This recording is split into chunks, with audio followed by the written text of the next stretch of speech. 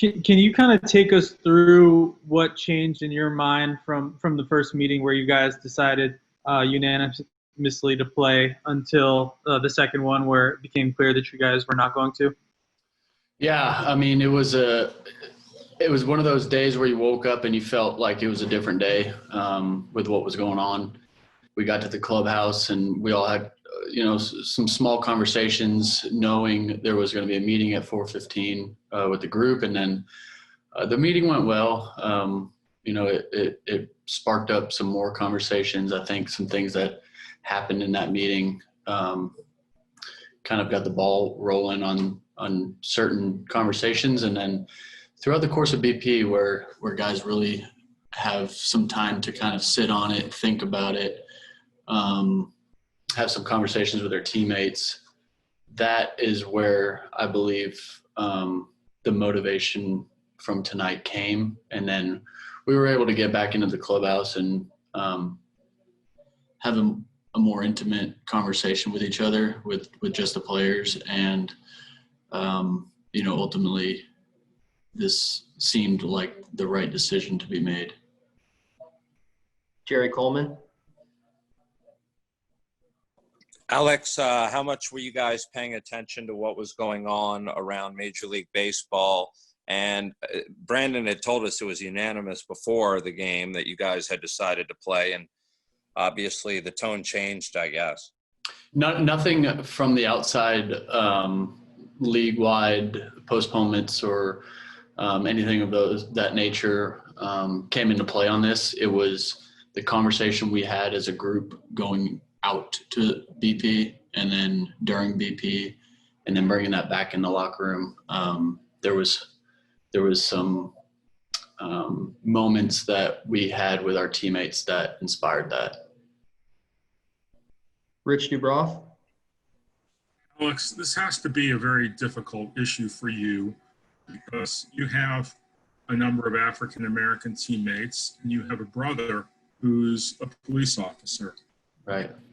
How is this issue for you? Extremely. But I'm learning to not look at it through those lenses anymore. I think in the beginning you had to be one side or the other. You had to be for our police or for our inner city communities. And I just don't think that was the right way to look at things. And I will always respect every single person that puts on a uniform and goes out to protect us. But I also have had too many moments where I look into my teammates' eyes or my friends' eyes that I can see that they're dealing with some real struggles, and that their hearts are heavy, and we need to find a way to start the conversation of mending the two sides rather than picking a side. And I don't know what that avenue is. It's something that's evolving each day. I think that what we're seeing in our communities and now with our athletes, there was a lot of friction before, and I think that it's starting to mend a little bit, and I think that's a good first step. But I pray that we're able to find a way for everybody to just love everybody. Dan Connolly. Alex, you said there were some heartfelt and some illuminating conversations during batting practice. Were you involved with any of those? And could you share kind of the context of that? I wasn't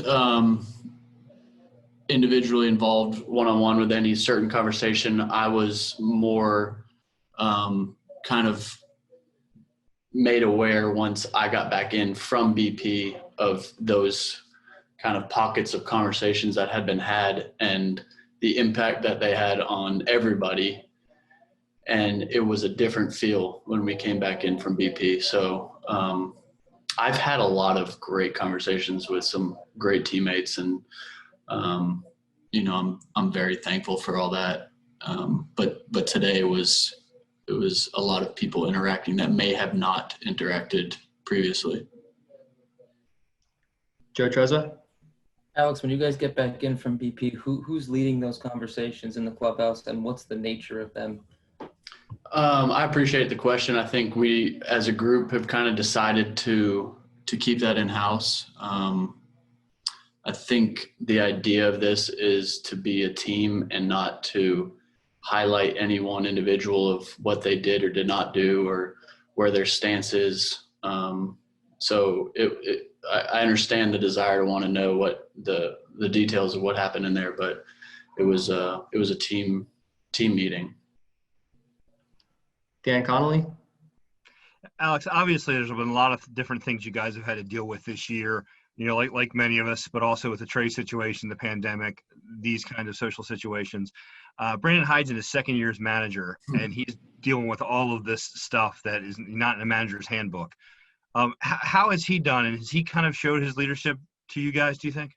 100%. I mean, I can't think of one manager that would have to deal with one of these issues in one particular year, handling it flawlessly. And every single day, it seems like there's something new coming up that he's had to deal with. And he brings guys in individually. He talks to us as a group.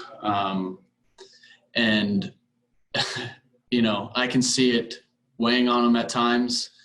And I think today was emotional for him, but every single situation he's handled with class and with a lot of respect for everybody involved. John Mioli? Alex, speaking to Dylan Tate, he said that in the initial full team meeting that some guys, whether it's because they're younger or because they felt like for whatever reason might not have a voice, didn't speak up, were more comfortable doing it after talking individually with people and getting everyone in a smaller group setting. How glad are you that those voices ultimately were heard when there's an alternate reality here where they might have, kept those things inside and been playing with a lot of emotions and pain?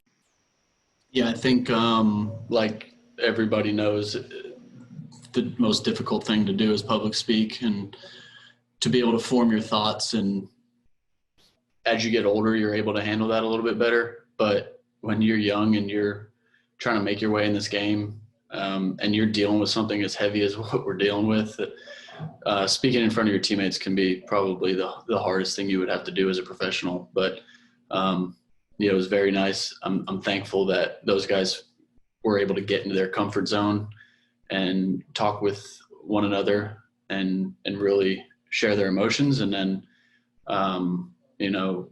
the last thing we wanted to do as a team tonight was have anybody go out there with a heavy heart or not fully dedicated to the game. I mean, this, in reality, it's a game that we're going to make up in, a couple of weeks and a doubleheader. It's at the end of the day, it's not going to make a difference. And if it helped some people grieve tonight and it helped them deal with the situation that we're dealing with as a society, then that's all you can ask for. Steve Molesky? Alex, as important as the game of baseball is in all your guys' lives, has today altered that in any way? And what do you think it will be like to be back on the field with this group when that time comes? I think it's going to be it's a motivator to get back out there. I mean, like we said, the first meeting, guys wanted to play. I mean, it really was that quick of a change where guys were wanting to play. The overwhelming majority of people want to be playing after some time to think and dwell on it. I think that perspective came into play, that it is just one game and we can accomplish both things here and take a step back, reassess, re-energize, and then pour our emotion into the game on the field tomorrow night.